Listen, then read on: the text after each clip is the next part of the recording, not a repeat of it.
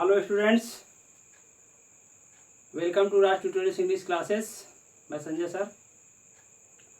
हमने आपको पिछले वीडियो में बताया था कि ऑब्जेक्ट टू ये वर्ब का प्रयोग करते हुए दो सिंपल सेंटेंसेस को जोड़ के एक कॉम्प्लेक्स सेंटेंस बनाना। ठीक है, तो आज उसी टॉपिक से रिलेटेड कुछ और बात करना है कि जैसे मैंने ये बताया था कि दोनों मतलब दो जो सेंटेंस होंगे सिंपल सेंटेंस, उनको जोड़ करके हमें क्या करना है, एक को प्रिंसिपल क्लास बना देना है, दूसरे को सबऑर्डिनेट क्लास बनाना है और भी नाउन क्लास बनाना है। ठीक है, तो आज हम आपको बताएंगे कि नाउन क्लास बनाने के लिए कौन कौन से कंजक्शंस का प्रयोग कर सकते हैं। ठीक है, किस किस कंजक्शन का हम प्रयोग करेंगे, उनका कंडीशन क्या होता है कि हम आसानी से नाउन क्लास बना ले, भी कंफ्यूजन आपका दूर हो जाएगा। ठीक है, तो देखिए जैसा कि मैंने हेडिंग डाल दिया, आप लोग इसका स्क्रीनशॉट ले लीजिएगा। Use of some conjunctions to make a noun class. Noun class बनाने के लिए कुछ कंजंक्शंस का हम प्रयोग करते हैं। जैसे मान लीजिए who, whose, whom, which, what, when, where, why, how, if या वेदर। ठीक है, ये वेदर है, थोड़ा सा स्पेस आ गया बीच में इसके। तो इन सारे कंजंक्शंस का प्रयोग हम करते हैं एक नाउन क्लास बनाने के लिए। अब देखना ये है इसमें कि इन्हीं सारे कंजंक्शंस का प्रयोग हम कर सकते हैं एडवर्ब क्लास बनाने के लिए, एडजेक्टिव क्लास बनाने के लिए। तो इन दोनों में अंतर क्या होगा, जब ये नाउन क्लास आप बनाएंगे, इनसे जब भी नाउन क्लास आप बनाएंगे तो यूज आप हमेशा इसका करेंगे ऑब्जेक्ट टू ये वर्ब में ही इस्तेमाल करेंगे। इस बात का विशेष करके ध्यान देना है आप लोगों को कि मतलब जब भी इन शब्दों से आप नाउन क्लास बना रहे हैं तो आप क्या करेंगे, ऑब्जेक्ट टू ये वर्ब ही इस्तेमाल करेंगे। अब ये कैसे पता चलेगा कि ये जो हमारा बना हुआ इन प्रश्नवाचक शब्दों से जो हम बना रहे हैं क्लास को, नाउन क्लास होगा कि एडजेक्टिव या एडवर्ब क्लास होगा। विशेष करके ध्यान देना आपको कि नाउन की मतलब वर्ब के बाद तुरंत ये शब्द स्टार्ट होना चाहिए। वर्ब के बाद तुरंत ये शब्द स्टार्ट होना चाहिए। इसके पहले कोई चीज, जैसे मेरे कहने का मतलब हु आता है व्यक्ति के लिए, तो हु के पहले कोई नाउन ऐसा नहीं आना चाहिए जो व्यक्तिवाचक संज्ञा हो, मतलब किसी व्यक्ति को बता रहा हो या किसी वस्तु को, किसी व्यक्ति को बता रहा हो। अच्छा, वेयर आ गया तो वेयर किसको, वेयर स्थान को बताता, तो वेयर के पहले स्थान को संबोधित करने वाला कोई नाउन नहीं आना चाहिए, तभी आपका ये नाउन क्लास होगा। बात आ गया समझ में? अच्छा, तो कब हम इसका प्रयोग करेंगे, क्या कंडीशन होने चाहिए उन दोनों सेंटेंस में कि हम किसको नाउन क्लास बनाए, किसको प्रिंसिपल क्लास बनाए। ठीक है ना, चलिए देखते हैं। अब जैसा कि मैंने लिखा है नीचे, असर्टिव सेंटेंस, असर्टिव, इंपरेटिव, इसके लिए ये इंट्रोगेटिव सेंटेंस। तो बेटा यही चीज ध्यान देना आपको कि दो वाक्य जो दिए गए होंगे, दो वाक्य के जोड़े जो दिए गए होंगे, उसमें से एक वाक्य, पहला वाक्य जो होगा वो असर्टिव हो सकता है, इंपरेटिव हो सकता है या इंट्रोगेटिव हो सकता है। इन तीनों में से कोई एक हो सकता है, लेकिन दूसरा वाक्य डेफिनेटली 100% वो इंट्रोगेटिव सेंटेंस से ही होगा। बात समझ पा रहे हैं हमारी? फिर से सुन लीजिए, जो दिया गया दो वाक्य का जो जोड़ा दिया जाएगा आपको, उसमें से पहला वाक्य होगा असर्टिव हो सकता है, इंपरेटिव हो सकता है या इंट्रोगेटिव हो सकता है। ठीक है ना, लेकिन जो दूसरा वाक्य होगा वो हर हाल में इंट्रोगेटिव ही होगा, चाहे वह किसी सहायक क्रिया से शुरू होने वाला इंट्रोगेटिव हो या किसी प्रश्नवाचक शब्द से शुरू होने वाला इंट्रोगेटिव हो। ठीक है ना, तो जो दूसरा वाक्य होगा, दूसरा जो इंट्रोगेटिव वाक्य होगा, उसी को हम नाउन क्लास बनाएंगे। जो पहला वाक्य है, जैसे असर्टिव है, इंपरेटिव है या इंट्रोगेटिव है, इसको हम प्रिंसिपल क्लास बना लेंगे। ठीक है ना, और इसी के मुख्य क्रिया के बाद दूसरा वो नाउन क्लास हम जोड़ेंगे। ठीक है ना, चलिए अब देखते हैं कब कहाँ किसका प्रयोग करेंगे। अब जैसे ये सारे शब्द जो होते हैं, ये इतने यहाँ तक, ये हाउ तक, जैसे who, whose, whom, which, what, when, where, why, how, ये सारे शब्द ऐसे हैं ना कि इन्हीं से वाक्य प्रारंभ होगा। मेनली ज्यादातर केसेस में ऐसा मिल जाता है, इन्हीं से वाक्य प्रारंभ होगा, तो जोड़ते समय हम इसी से जोड़ देंगे। लेकिन ये इफ या वेदर जो होगा, इससे वाक्य प्रारंभ में नहीं मिलेगा। तो हम इसका प्रयोग कहाँ करेंगे, जब कोई भी वाक्य इंट्रोगेटिव हो, दूसरा वाक्य इंट्रोगेटिव हो लेकिन किससे शुरू हो, सहायक क्रिया से शुरू, किससे शुरू होना चाहिए, सहायक क्रिया से शुरू होना चाहिए, तब आप इफ या वेदर का प्रयोग करेंगे। ठीक है ना, तो उम्मीद है आपको समझ में आ गया होगा। इसको स्क्रीनशॉट आप लोग ले लीजिएगा। ठीक है ना, चलिए बढ़ते हैं अपने अब इसके एग्जाम्पल्स की तरफ। एग्जाम्पल अभी बताते हैं, आपको अच्छे से समझ में आएगा। ठीक है, बस मन लगा के वीडियो देखना है, एक बार देखिए, दो बार, तीन बार, जरूर समझ में आएगा, निराश नहीं होना है। कुछ बच्चे तो ऐसे होते हैं कि बस दो मिनट 4 मिनट देखे, बस नहीं समझ में आया। अरे यार, समझने की कोशिश करोगे तब तो समझ में आएगा। अभी मेहनत से हम पढ़ा रहे हैं आपको, ठीक है, टाइम दे रहे हैं अपना, तो आपके लाभ के लिए। ठीक है, आप कुछ फायदा नहीं उठा पाएंगे तो क्या फायदा मेरे परिश्रम का। ठीक है, चलिए अब पहला एग्जांपल हम देखते हैं। अपना पहला एग्जांपल इस रूल से related, I do not know who is he, I do not know, full stop लग गया। दूसरा वाक्य क्या है, who is he, who is he. अब कंडीशन अभी देखिए, आई डू नॉट नो ये असर्टिव सेंटेंस है कि नहीं है। असर्टिव में दो होता है ना, एक सॉरी ये असर्टिव सेंटेंस नहीं है, मतलब मेरे कहने का ये क्या है, स्टेटमेंट है। असर्टिव, हाँ सॉरी असर्टिव, असर्टिव सेंटेंस है, मैं भूल गया था। असर्टिव सेंटेंस है, असर्टिव में दो होते हैं, अफर्मेटिव और निगेटिव। ठीक है वो ओके। ये क्या है, निगेटिव सेंटेंस। असर्टिव ही है लेकिन निगेटिव सेंटेंस है। इधर देखिए दूसरा इंट्रोगेटिव। तो मेरे कहने का मतलब ये जो ये पहला जो वाक्य होगा ये असर्टिव हो सकता है, इंपरेटिव हो सकता है, इंट्रोगेटिव हो सकता है, लेकिन ये वाला जो वाक्य ये हर हाल में इंट्रोगेटिव ही होगा। ठीक है, तो आपने इस वाले वाक्य को ही नाउन क्लॉज बनाना है। अब यहाँ पे देखिए प्रश्नवाचक शब्द से शुरू है, तो पैनिक नहीं होना है, घबराना नहीं है, परेशान नहीं होना है। तो आप जब इसको नाउन क्लॉज बनाएंगे तो बेटा क्या करिएगा, इस क्रिया को कर्ता की जगह पे, कर्ता को क्रिया की जगह पे, ये हु का मामला खत्म। हु सब्जेक्ट होता है, लेकिन कनेक्टर बनाएंगे तो हम काम यहीं से करेंगे। अब देखिए हम बना कैसे रहे, इसको प्रिंसिपल क्लॉज बनाएंगे, पूरा ऐसे उतार लीजिए, हो जाएगा आई डू नॉट नो। यहाँ तक क्लियर है सबको। अब हु को कनेक्टर बनाएंगे, हु हो गया। ठीक, अब एक चीज और ध्यान दीजिएगा, जब इसको आप प्रिंसिपल क्लॉज बनाइएगा तो इसका टेंस विशेष करके ध्यान दीजिए। अगर ये प्रेजेंट टेंस में होगा, फ्यूचर टेंस में, तो जिस भी टेंस में उसी में रहने दीजिएगा। बट अगर ये पास्ट टेंस में हुआ तो इसका टेंस आप बदल दीजिए, इसका जरा ध्यान दीजिएगा। ठीक है, अभी प्रेजेंट टेंस में है क्योंकि डू नॉट का प्रयोग किया गया, प्रेजेंट इनफिनिट का वाक्य है ये। तो हु ही वाज, अब फुल स्टॉप लगा दी, बन गया। देखिए सिंपल सेंटेंस बन गया। अब इसको वेरिफिकेशन कर लीजिए। मैंने बताया कि हु से पहले कोई ऐसा शब्द, अभी हु जो होता है, हु ये व्यक्ति के लिए आता है। अगर कोई व्यक्तिवाचक नाउन होता तब तो ये क्या हो जाता, एडजेक्टिव क्लॉज हो जाता। लेकिन यहाँ देखिए हु के तुरंत पहले क्या आया है, वर्ब आया ना, ये क्या है, नाउन क्लॉज है। इसी को देखना है, यही चीज समझना है। ठीक है ना। अगला सेंटेंस देखिए, दो चार एग्जाम्पल देख लीजिए विशेष करके, अच्छे से आपको समझ में आ जाएगा, कोई दिक्कत नहीं होगी। ऐसे सेंटेंस होंगे उनको नाउन क्लॉज बना लेना है आपको। ठीक है, ये पीछे वाला ही बनाइएगा नाउन क्लॉज, पहले वाले को नहीं बनाना बेटा, पहले वाला प्रिंसिपल क्लॉज बनता है। ठीक है ओके, अगला देखते हैं।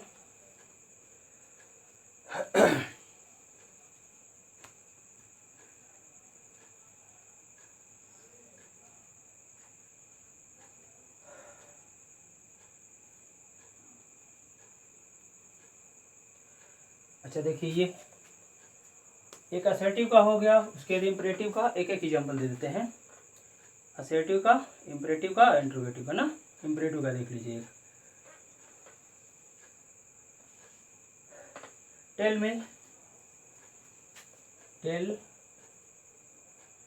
मी, स्टॉप हो गया। दूसरा वाक्य अपना है where does she live, where does she live, where does she live, ये देखिए क्वेश्चन मार्क मैंने लगा दिया। अब देखिए दोनों वाक्य को, ये वाला जो वाक्य है टेल मी, इंपरेटिव सेंटेंस है कि नहीं है ना। ये दूसरा वाक्य इंट्रोगेटिव है, ये दूसरा वाक्य इंट्रोगेटिव हर हालत में मिलेगा। और हम क्या करें, तो इसको प्रिंसिपल क्लॉज बना लेते हैं, तो टेल मी। अब कुछ बच्चे जरूर यहाँ कंफ्यूज होंगे, वो इसलिए कि वो उनके दिमाग में ये चीज होगा कि क्रिया के, सर ने बोला है कि क्रिया के तुरंत बाद से ही शुरू होगा, जो वेयर मतलब प्रश्नवाचक शब्द से जो नाउन क्लॉज हम बनाते हैं क्रिया के बाद से शुरू होगा। आपका कहना बिल्कुल सही, कंफ्यूजन बिल्कुल सही है बेटा। ध्यान देना क्या चीज, ये टेल के बाद ही मतलब क्रिया के बाद जो आने वाला ऑब्जेक्ट होता है ना, वो दो तरह का होता है। एक होता है इनडायरेक्ट ऑब्जेक्ट, दूसरा इनडायरेक्ट ऑब्जेक्ट होता है। इनडायरेक्ट ऑब्जेक्ट में कौन सा शब्द आता है, पर्सनल प्रोनाउन के वो सारे ऑब्जेक्ट आ सकते हैं, जैसे मी हो गया, हिम हो गया, हिज हो गया, हर हो गया, सॉरी हिम हो गया, ठीक है, हर हो गया, देम हो गया, सब आ सकते हैं। तो ये सब इनडायरेक्ट ऑब्जेक्ट है। अब इनडायरेक्ट ऑब्जेक्ट के तुरंत बाद तो डायरेक्ट ऑब्जेक्ट का प्रयोग किया जा सकता है ना, तो ये ऑब्जेक्ट का काम करेगा। समझ रहे हमारी बात। अच्छा दूसरा चीज, अब यहाँ पे वेयर के ठीक पहले अगर कोई स्थान आता तभी एडजेक्टिव क्लॉज होता, लेकिन ये नाउन क्लॉज है क्योंकि यहाँ पे कोई स्थान बताने वाला नाउन नहीं आ रहा, ठीक है ना। चलिए ओके, अब हमें यहाँ लगाना है तो हम वेयर से इसको ऐड करेंगे, वेयर, ठीक, ये वेयर हो गया। अब देखिए यहाँ पे सहायक क्रिया क्या है, डज है, तो यहाँ पे जब सहायक क्रिया डू हो, डज हो या डिड हो, विशेष करके ध्यान देना है, इस इम्परेटिव सेंटेंस का तो कोई टेंस होता नहीं है, तो आप स्वतंत्र है, जिस भी टेंस में उसका असेटिव बना दीजिए। तो आप डज को जब हटाएंगे इस क्रिया में यह जोड़ दीजिएगा, तो हो जाएगा सी लीव्स, ऐसे होगा, ठीक है ना। टेल में वेयर सी लीव्स, इस तरह से बनेगा। Any problem, no problem. आगे चलते हैं, अगला सेंटेंस देखते हैं। अब इंट्रोगेटिव अगर हो, दोनों इंट्रोगेटिव, फिर क्या करेंगे, कोई दिक्कत नहीं।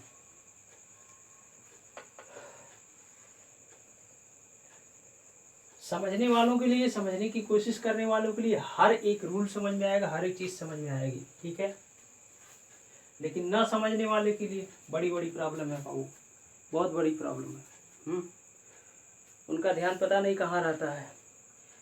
कैन यू इन्फॉर्म मी, देखिए कैन यू इन्फॉर्म मी, ये क्वेश्चन मार्क मैंने लगा दिया। दूसरा वाक्य क्या है अपना, वेयर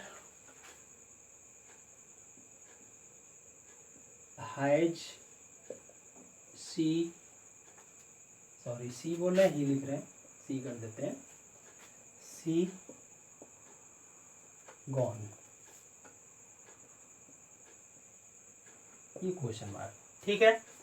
अब ये वाला वाक्य देखिए भी इंट्रोगेटिव है, दूसरा वाला भी इंट्रोगेटिव है, तो पहले वाले को आप उसी तरह से रख लीजिए, पहले वाले को प्रिंसिपल क्लॉज बना लीजिए, तो मैंने ऐसे लिख लिया, कैन यू इन्फॉर्म मी, यहाँ तक clear, can you inform me. अब देखिए ध्यान दीजिए ना, ये भी इंट्रोगेटिव है, ये भी इंट्रोगेटिव है, तो जब कभी भी जिसको प्रिंसिपल क्लॉज आप बना रहे हो, अगर वह इंट्रोगेटिव सेंटेंस हुआ तो लास्ट में क्वेश्चन मार्क लगाइएगा, और अगर ये असर्टिव हो या इम्परेटिव हुआ तो लास्ट में फुल स्टॉप लगाइए, विशेष करके ध्यान देना। और हम क्या करेंगे, इस वेयर से जोड़ेंगे, वेयर, ठीक। अब यहाँ देखिए सहायक क्रिया हैज आ गई ना, तो हैज को सी की जगह पे, सी को हैज की जगह पे लगा दीजिए, सी हैज गॉन, यहाँ पे क्वेश्चन मार्क, ठीक, ये क्लियर, ऐसे बनेगा। एक वाक्य देखिए और, इफ या वेदर कहाँ पे लगाएंगे,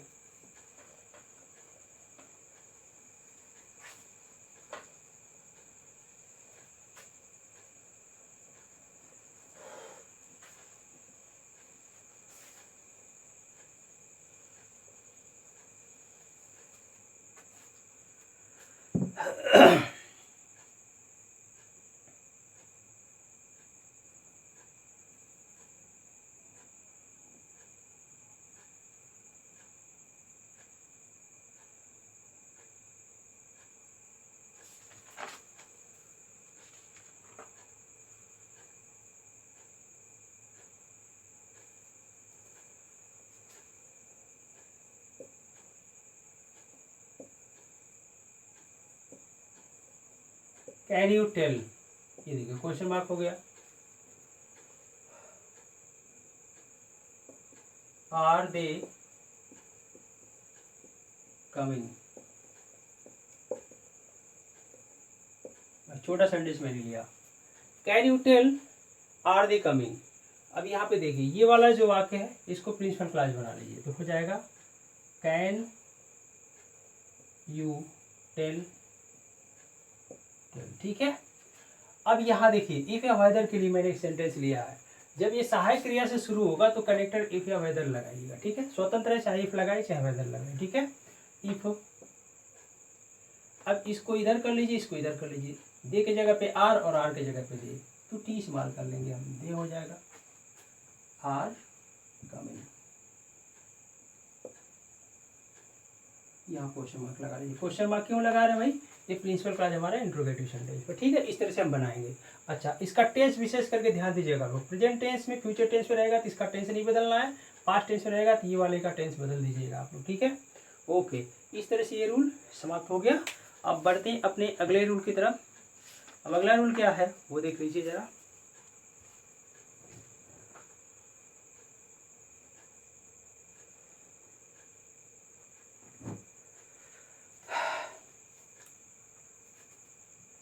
इसे मिटा दें।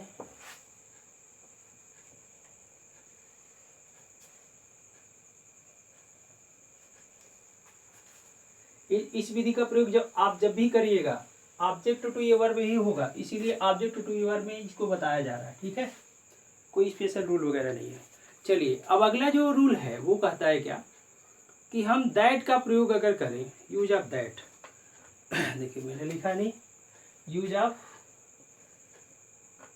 दैट का प्रयोग कब करेंगे, नाउन क्लॉज बनाने के लिए। अब ये कह रहा है कि हाँ, अगर दो सिंपल सेंटेंस ऐसे दिए गए हैं, ठीक है, उसमें से एक वाक्य किसी भी टेंस में रहे चाहे जैसा भी रहे, लेकिन दूसरा वाक्य जो सिंपल सेंटेंस रहेगा, दूसरा जो सिंपल सेंटेंस रहेगा उसमें कुछ ऐसी बात कही जाए जिसको स्वीकार किया जा सकता है या अस्वीकार किया जा सकता है। ठीक है ना, दो सिंपल सेंटेंस ऐसे हों कि इसमें एक सिंपल सेंटेंस किसी भी टेंस में रहे चाहे जैसा भी रहे, इम्परेटिव हो सकता है, असर्टिव हो सकता है, किसी भी टेंस का कैसे भी रहे, लेकिन दूसरा सेंटेंस ऐसा हो, सिंपल सेंटेंस ही हो, ऐसा हो कि उसमें कोई ऐसी बात कही जाए जिसको स्वीकार या अस्वीकार किया जा सकता है, माना जा सकता है या मना किया जा सकता है, तो उसी सेंटेंस को, दूसरे वाले वाक्य को हम कनेक्टेड दैट का प्रयोग करके हम क्या करेंगे, नाउन क्लॉज बना लेंगे। अब इसका एग्जांपल देख लीजिए, जैसे he is innocent,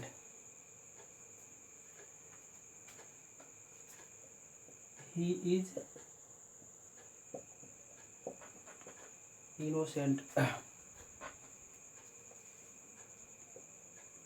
innocent, full stop हो गया। अगला सेंटेंस क्या है, I am confident of it, I am confident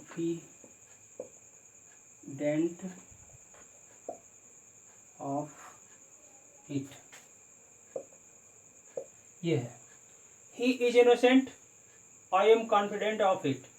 अब देखिए ध्यान दीजिए, वह ईमानदार है, निर्दोष है, सॉरी ईमानदार है, निर्दोष है। I am confident of it, मैं इसके विषय में आश्वस्त हूँ, मुझे पूरा विश्वास है। तो पूरा विश्वास किस चीज़ का है, वह ईमानदार है, वह निर्दोष है, मासूम है। ठीक है, तो हम इस सेंटेंस को नाउन क्लॉज बना लेंगे।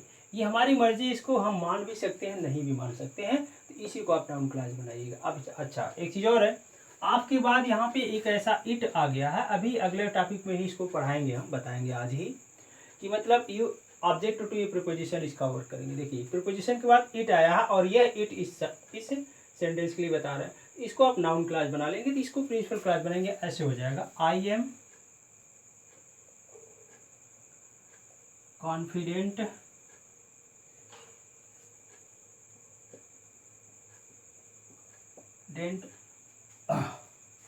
ऑफ, यहाँ दैट लगा लीजिए।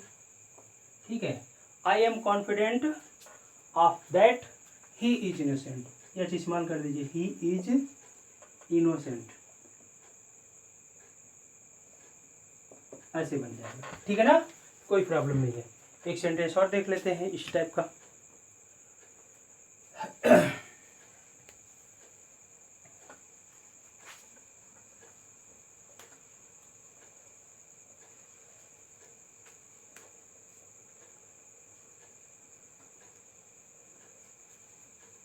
चलिए अगला सेंटेंस क्या है,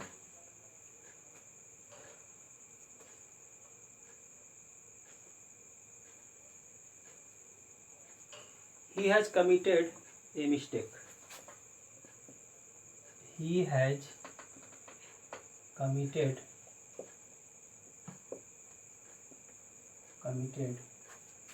a mistake,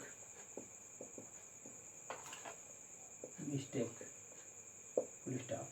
अगला सेंटेंस क्या है, I believe so, I believe so. अच्छा एक और मजे की बात मैं बता रहा हूँ, जब सो रहता है इसे हटा देते हैं, हटा दीजिए तो बेटर बनेगा। He has committed a mistake, उसने गलती की है, एक गलती कर दी, आई बिलीव सो, मैं ऐसा विश्वास करता हूँ। अब मैं ऐसा विश्वास करता हूँ, क्या विश्वास करता हूँ, क्या नहीं मान सकते, ये देखिए he has committed a mistake, इसी को हम नाउन क्लास बना लेंगे, इसको प्रिंसिपल क्लास बना लेंगे, तो हो जाएगा आई बिलीव या दैट से शुरू कर लीजिए, सो हटा दीजिए, सो आएगा तो इसे हटा ही दीजिएगा, बेटर रहेगा, बाकी कोई प्रीपोजिशन मत हटाइएगा। That he has committed a mistake.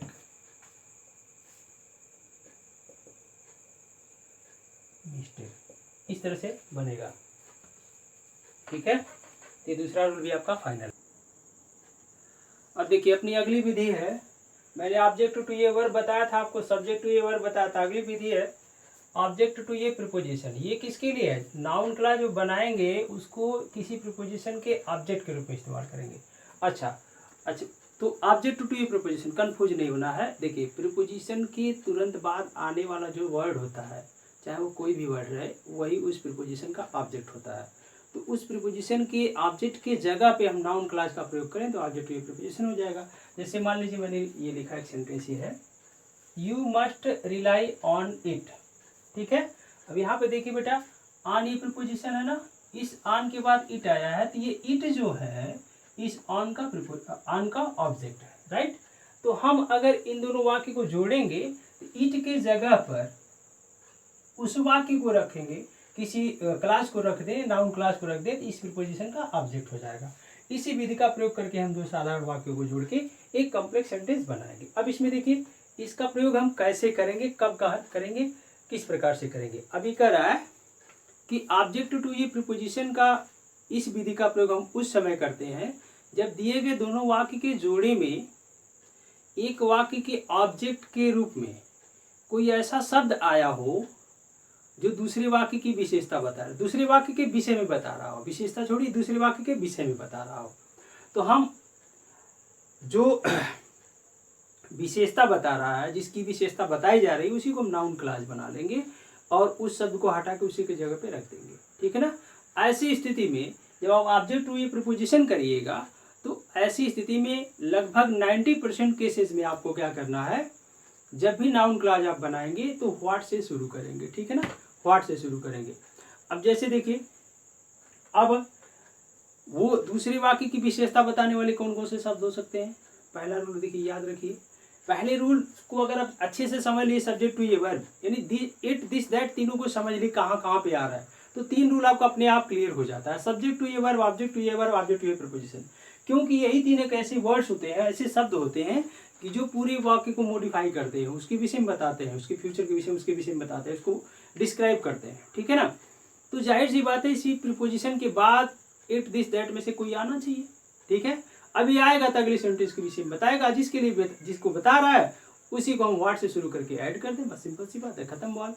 अब देखिए जैसे you must rely on it, अब इसका अर्थ नहीं आ रहा तो पैनिक मत होइए, घबराइए नहीं। You must rely on it, तुम्हें उस पर आश्रित रहना है, निर्भर रहना, ठीक है, निर्भर रहना चाहिए, निर्भर रहना चाहिए।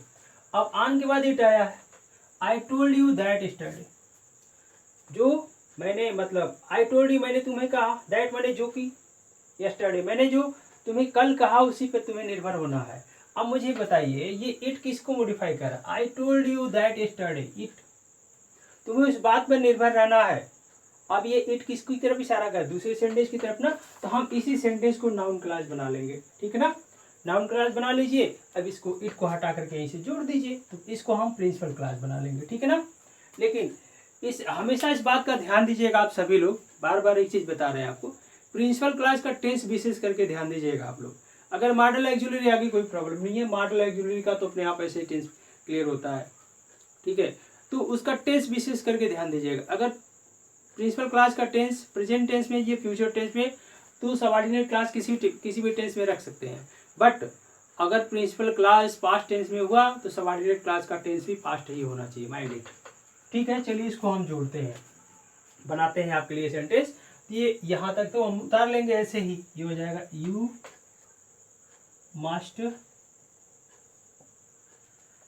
रिलाई ऑन, ठीक है, यहाँ तक क्लियर सबको। अब इट आपने हटा देना है। व्हाट से शुरू कर लीजिए, कोई दिक्कत नहीं। व्हाट, आई टोल्ड यू, आई तो कैपिटल ही रहेगा, I told you, told you, ठीक। अब यहाँ पे दैट हटा दीजिए, क्योंकि दैट भी इट को ही बता रहा है, ठीक है। तो you must rely on what I told you yesterday.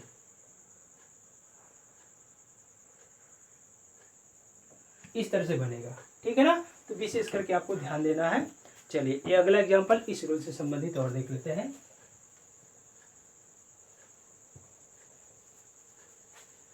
Her rule का एक एक दो दो तीन तीन एग्जांपल ही हो पाएंगे, क्योंकि सिलेबस बहुत लंबा है। मैं चाह रहा हूँ कि जल्दी कवर हो जाए, कुछ और भी चीज़ इसमें स्टार्ट किया जाए, आप सबके लिए लाभ हो, ताकि आप लोगों को भाई बस आपको सिर्फ ये इतना काम करना है। वीडियो को पूरा देखिए, पसंद आए तो लाइक करिए, दोस्तों में शेयर करिए, चैनल को सब्सक्राइब करिए, जितना चाहे उतना बढ़ाइए, ज़्यादा से ज़्यादा लोगों बच्चों तक शेयर करिए, उन बच्चों तक पहुंचाइए जिनको मेरी आवश्यकता है, जिनको ये सिलेबस की ज़रूरत है, ठीक है। चलिए अच्छी बात है, अगला सेंटेंस देखते हैं। My friend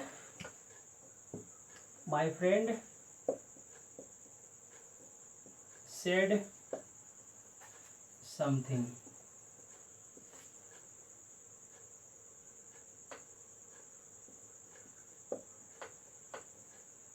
my friend said something, ये हो गया पहला वाक्य। दूसरा है आई डू नॉट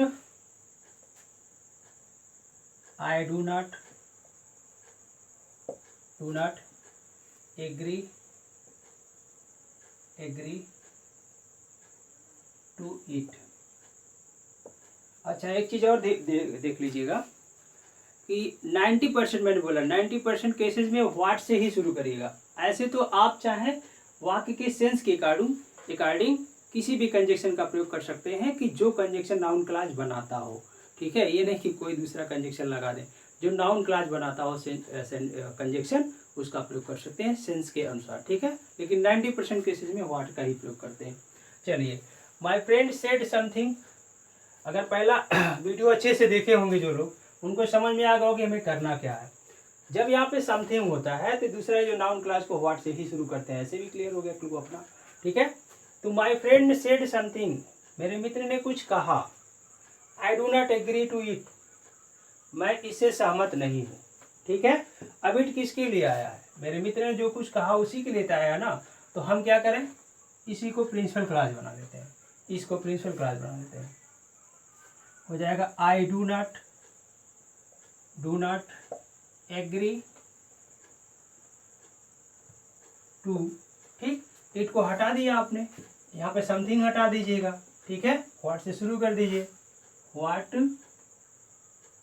अब देखिए प्रेजेंट टेंस में, इसको किसी भी टेंस में रख सकते हैं, बट ये पास्ट में होता है तो इसको पास्ट में चेंज कर देते हैं। तो I do not agree to what my friend said, ऐसे होगा, ठीक है। चलिए ओके डन, ये वाला रूल आपका समाप्त है। अब अगला रूल देखते हैं हम सब। अगला नियम अपना क्या है वो देखिए।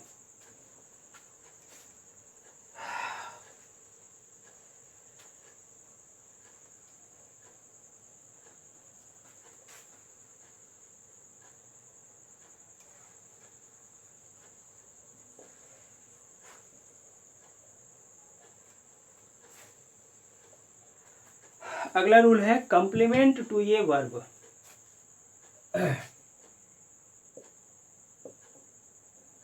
Complement to a verb. देखिए कंप्लीमेंट टू ये वर्ब, इसका मतलब ये होता है कि क्रिया के पूरक के रूप में। अब कंप्लीमेंट की आवश्यकता किस क्रिया को होती है, देखिए ट्रांजिटिव वर्ब जो होती है वो ट्रांजिटिव वर्ब जिसे हम कहते हैं सकर्मक क्रिया, उसके अपने अर्थ को पूर्ण करने के लिए ऑब्जेक्ट की आवश्यकता होती है। लेकिन ऐसी ट्रांजिटिव वर्ब्स भी होती हैं जिनका ऑब्जेक्ट आने के बावजूद भी उनका अर्थ अपूर्ण रहता है, कंप्लीट नहीं होता है। तो ऐसी स्थिति में उनके अर्थ को पूर्ण करने के लिए कंप्लीमेंट की आवश्यकता होती है, यानी ऑब्जेक्ट के बाद कोई न कोई शब्द हमें लगाना होता है। तो हमने ऐसी ही क्रिया को चूज करना है, ऐसी ही क्रिया होनी चाहिए दिए गए दोनों वाक्यों में। तो हम क्या करेंगे, दो साधारण वाक्यों का जो जोड़ा दिया रहेगा जिसे हमें सॉल्व करना होगा, उसको अच्छे से पढ़ेंगे। पढ़ के हमें ये पता करना होता है उसमें कौन सी ट्रांजिटिव वर्ब आई है, जिसके बाद ऑब्जेक्ट होने के बावजूद भी उसका अर्थ पूरा नहीं हो पा रहा है। मतलब ऑब्जेक्ट होने के बावजूद भी वह क्रिया का आशय कहीं न कहीं दूसरा वाक्य है। तो हम क्या करेंगे, दूसरे वाक्य को उसी का कंप्लीमेंट बना करके रख लेंगे, नाउन क्लॉज बना लेंगे। ठीक है। अच्छा, दूसरा चीज, ट्रांजिटिव वर्ब अगर नहीं है तो दूसरी क्रिया, दूसरे वाक्य की क्रिया वो लिंकिंग वर्ब हो सकती है। उस लिंकिंग वर्ब का जो ऑब्जेक्ट होता है, ऑब्जेक्ट तो होता नहीं, लिंकिंग वर्ब का ऑब्जेक्ट कभी नहीं होता, कंप्लीमेंट ही होता है। ऐसे में अपने आप क्लियर हो जाएगा। ठीक है। तो दो वाक्य को जोड़ते समय आपको विशेष करके ही ध्यान देना है कि जो दो साधारण वाक्य में कौन सी ऐसी ट्रांजिटिव वर्ब आई है जिसका ऑब्जेक्ट होने के बावजूद भी उसका अर्थ कंप्लीट नहीं हो रहा है, कि वह क्रिया कहीं न कहीं पहले एक दूसरी वाक्य को विषय में बता रही, जो वाक्य उसमें दिया गया है। तो जो जिस वाक्य के विषय में बताएगी उसी को हम नाउन क्लॉज बना के उसी के ऑब्जेक्ट के बाद रख देंगे। ठीक है। अच्छा, और नहीं होगा तो लिंकिंग वर्ब होगी, उस लिंकिंग वर्ब के तुरंत बाद हम रख लेंगे। ठीक है ना। ऐसी स्थिति में इसका हम प्रयोग करेंगे। अब फटाफट एग्जाम्पल इसका देख लेते हैं। ठीक है। अब जैसे इसका पहला एग्जाम्पल ये है। अब इसका एग्जाम्पल देखिए, Ram has failed in the examination. Ram परीक्षा में असफल हो गया है। The reason is his carelessness. कारण उसकी लापरवाही है। तो यहाँ पे देखिए, राम परीक्षा में असफल हो गया, उसके असफल होने का कारण किसी को बताया जा रहा है कि उसकी लापरवाही है। ठीक है ना। तो हम क्या करें, इस ऐसे सेंटेंस जब भी होते हैं इस क्रिया को आप क्या करिए, नाउन बना लीजिए। तो ऐसे हो जाएगा, राम, आप स्टॉप एस लगा ली, राम्स फेलर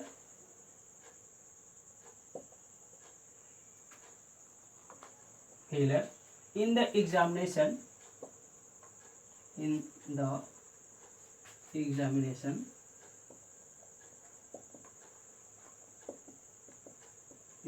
यहाँ तक क्लियर है। Ram's failure in the examination clear हो गया। अब इस क्रिया को लाइए, इज। ठीक, इसी के बाद हमें वो नाउन क्लॉज इस्तेमाल करना है, इज दैट। अब इस पूरे सेंटेंस को अपनी भाषा, मतलब राम की परीक्षा में असफल होने का कारण है कि वह लापरवाह है। ठीक है ना। चलिए, तो इज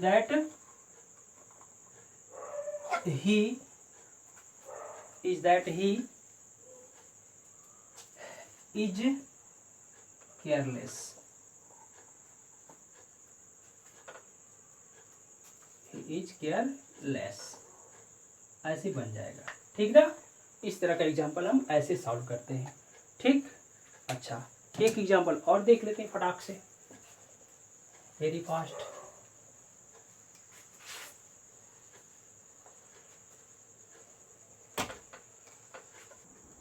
दूसरा एग्जाम्पल देखिए, who wrote this book, can you tell me. अब इसमें देखिए, इस पुस्तक को किसने लिखा, कैन यू टेल मी, क्या तुम मुझे बता सकते हो। तो हम क्या करें, देखिए, हु रोट दिस बुक ये वाला सेंटेंस है, कैन यू टेल मी। तो ये ऐसे में टेल के बाद ये मी आ गया ना, तो ये इनडायरेक्ट ऑब्जेक्ट होगा, इसको हम डायरेक्ट ऑब्जेक्ट बना के यहाँ लिख सकते हैं। ऐसे हो जाएगा, कैन यू टेल मी। ठीक है। अब हु को यहाँ से यूज कर लिए। अब क्या करेंगे, हु रोट दिस बुक,